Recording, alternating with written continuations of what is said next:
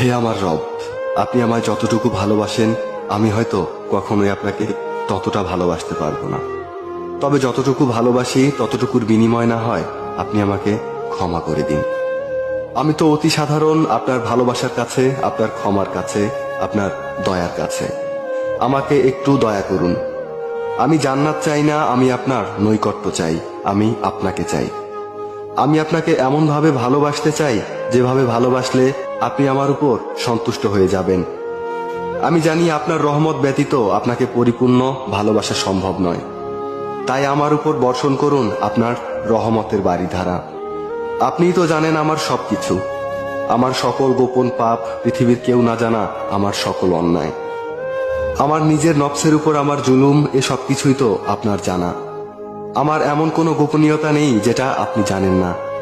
তাই তো আমি একমাত্র আপনারই প্রার্থনা করি, সেজদায় নত হয়ে একমাত্র আপনারই অনুগত্য প্রকাশ করি, দুহাত তুলে একমাত্র আপনার দরবারেই ক্ষমা প্রার্থনা করি।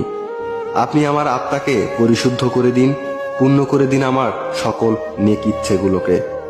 আমি তো গুনাহগার, আপনার অসীম ভালোবাসার চাদরে আমাকে জড়িয়ে নিন।